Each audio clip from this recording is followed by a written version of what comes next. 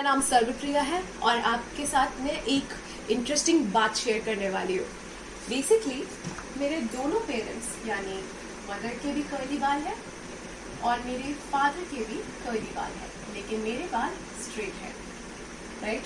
मैं अक्सर सोचती हूँ कि ये डिफरेंस कैसे। एक बार आप भी अपने आई कलर, अपने हेयर टाइप को, अपनी हाइट कुछ देखिए और सोचिए क्या ये किसी पेरेंट्स से मैच करते हैं या ये यूनिक है आपके अंदर। जैसे मेरे केस में मेरा hair type. Okay, so pause the video, look at yourself and think, क्या ऐसा कोई ट्रेट प्रेजेंट है? Alright, thank you. So I hope you must have thought by now कि आपके अंदर कोई यूनिक ट्रेट है या कोई मैचिंग ट्रेट है with one of the parents और completely matching with both of your parents. Right? So अब हम ये फाइंड आउट करते हैं कि ऐसी कौन सी चीज़ होती है जो ये डिसाइड करती है कि हमारे अंदर हम कैसे दिखाई देंगे। ओके, सो हमने पढ़ा है अपने प्रीवियस चैप्टर्स में अबाउट सेल। सेल के अंदर प्रेजेंट होता है न्यूक्लियस। न्यूक्लियस के अंदर होता है क्रोमोसोम, क्रोमोसोम के जो कि डीएनए से बनता है। ये एक chromosome actually is a pair of to chromosomes, one from each parent, एक मदर से एक फादर से। ठीक है, और टोटल क्रोमोसोम्स जो ह्यूमंस में होते हैं वो होते हैं 46, जिसके अंदर 23 chromosomes comes from mother and 23 comes from the father. ठीक है, सो इन क्रोमोसोम्स के अंदर प्रेजेंट होते हैं जीन्स। ये जीन्स कॉपीज में प्रेजेंट होते हैं। राइट? तो एग्जाम्पल, ये आई कलर डिसाइड कर रहा है तो one allele on this is from mother and the other is from the father. एक हाइट के लिए है और मे बी आपके हार्ट फंक्शन के लिए, आपके न्यूरॉन्स के स्ट्रक्चर के लिए, इस तरह से प्रेजेंट होते हैं। इनके बीच में जो इंटरेक्शन होता है वो ये डिसाइड करता है कि आप कैसे दिखेंगे, और इनका इंटरेक्शन कैसे होता है इसके बारे में हम पढ़ते हैं अब। ठीक है, सपोज करिए कि किसी इंडिविजुअल के पास ये दो क्रोमोसोम्स हैं जिनके ऊपर दोनों कर्ली जीन एलील्स प्रेजेंट है, कर्ली हेयर के एलील्स प्रेजेंट है, और दूसरे इंडिविजुअल के अंदर तो ये स्ट्रेट हेयर के प्रेजेंट है। ठीक है, फर्स्ट केस के अंदर ये कर्ली हेयर रखेगा for sure. Right? Second case के अंदर ये स्ट्रेट हेयर रखेगा। That is again so clear. Right? But उस केस में क्या होगा, जब एक पेरेंट से कर्ली हेयर का जीन आएगा और दूसरे पेरेंट से स्ट्रेट हेयर का। ऑलराइट? तो आना चाहते हो कि अपनी वीडियो पॉज करें और ये सोचे कि इनके बाल कर्ली होंगे इस इंडिविजुअल के, या इस इंडिविजुअल के बाल स्ट्रेट होंगे, या इस इंडिविजुअल के आधे बाल कर्ली और आधे बाल स्ट्रेट होंगे। आई एम श्योर आपने अभी तक ये पता लगा लिया होगा, अपने माइंड में कुछ ना कुछ गेस कर लिया होगा। सो वेल, अब टाइम है कि मैं आपको आंसर बताऊं। तो इन दोनों एलील्स में से एक एलील दूसरे एलील को सप्रेस कर देगा और खुद को एक्सप्रेस करेगा, और वो होगा कर्ली। तो कर्ली अपने आप को एक्सप्रेस करेगा और स्ट्रेट अपने आप को एक्सप्रेस नहीं कर पाएगा, यानी इस इंडिविजुअल के बाल होंगे कर्ली। राइट? सो इस तरह के एलील्स जो अपने आप को एक्सप्रेस कर पाते हैं और दूसरे को सप्रेस कर देते हैं, इनको हम कहते हैं डोमिनेंट एलील्स। ओके, एंड इस तरह के जो अपने आप को एक्सप्रेस नहीं कर पाते, इनको हम कहते हैं रिसेसिव एलील्स। ऑलराइट, ठीक है, आई होप आपको यहाँ तक क्लियर है। ओके, तो अब हम आगे चलते हैं और फाइंड आउट करते हैं एक ऐसे इंडिविजुअल को जिसके अंदर इसी तरह का पेयर प्रेजेंट है, एक कर्ली और एक डोमिनेंट का। आप मान लीजिए कि मैं कर्ली को प्रेजेंट कर रही हूँ कैपिटल सी से और स्ट्रेट को रिप्रेजेंट कर रही हूँ एक लोअर केस या हम स्मॉल सी कहते हैं, स्मॉल सी से। तो एक ऐसा इंडिविजुअल जिसके अंदर ये दोनों क्रोमोसोम्स प्रेजेंट हैं। ठीक है, सो वो हो जाएगा एक कैपिटल सी, एक स्मॉल सी इंडिविजुअल, और उसको हम क्रॉस करते हैं अगेन एक कैपिटल सी और एक स्मॉल सी इंडिविजुअल से। ठीक है, so let's draw a Punnett square. I hope you know, remember how to use a Punnett square. It's an important tool for every person who studies genetics. So मान लीजिए ये father है और ये mother है। तो फादर के jeans मैं यहाँ लिख रही हूँ, ठीक है, सी, मदर के यहाँ पे, राइट?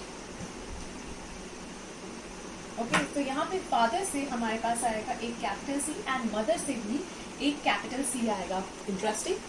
यहाँ से भी फादर मदर से एक कैपिटल सी, बट फादर हमें यहाँ पे एक स्मॉल सी देंगे, और यहाँ पे भी कैपिटल सी एंड मदर से एक स्मॉल सी, एंड केस 4 के अंदर, इस फोर्थ कॉम्बिनेशन के अंदर हमारे पास small c and small c होगी, ठीक है। So now I wanted to look at it carefully. हमारे पास यहाँ पे 3 तरह के कॉम्बिनेशन है, ठीक है। एक है कैपिटल सी का, दूसरा कॉम्बिनेशन है एक capital C and small c का, तीसरा कॉम्बिनेशन है यानी थर्ड कॉम्बिनेशन है हमारे पास small c and small c का। Definitely we know this is going to be curly and this is going to be straight, but what about this?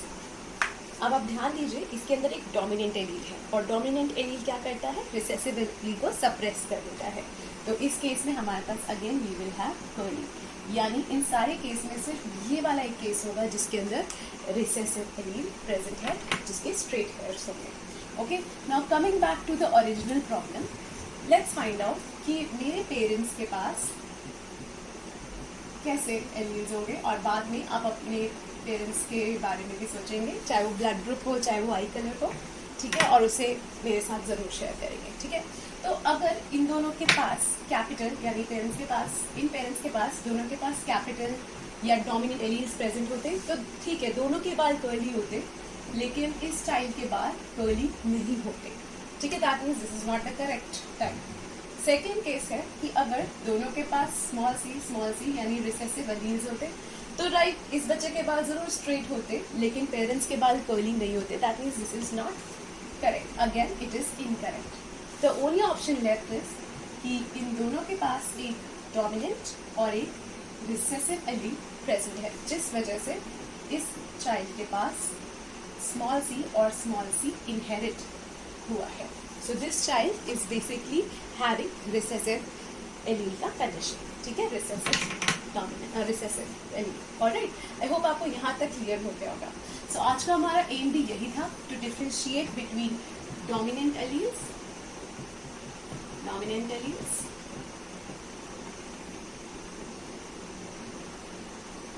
and recessive. Okay, so I want you to think and write something on your own, and pause the video because I have to write it here. So I'll just start writing and then you can tell it. So basically dominant alleles are those alleles which are expressed even if one copy is present, यानी अगर एक copy भी present है तो भी वो अपने आप को एक्सप्रेस करेगा, whereas recessive alleles expresses themselves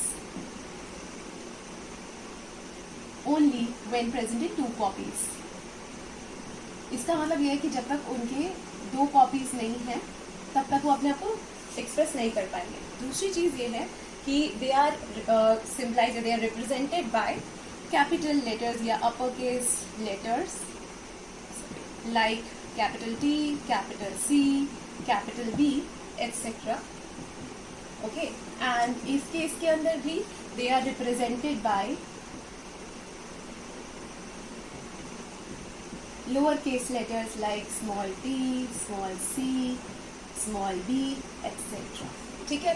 सो आज हम लोगों ने सीखा है कि डोमिनेंट एलील्स और रिसेसिव एलील्स क्या होते हैं, और इनके बीच जो इंटरेक्शन होता है उसके साथ हमारे फिनोटाइप या हम कैसे बाहर से दिखते हैं वो डिसाइड कैसे होता है, ठीक है। आई होप आपने आज का क्लास इंजॉय किया होगा, एंड अगर आप जानना चाहते हैं आगे, because there are exceptions and lot more to learn about, so stay curious and see you.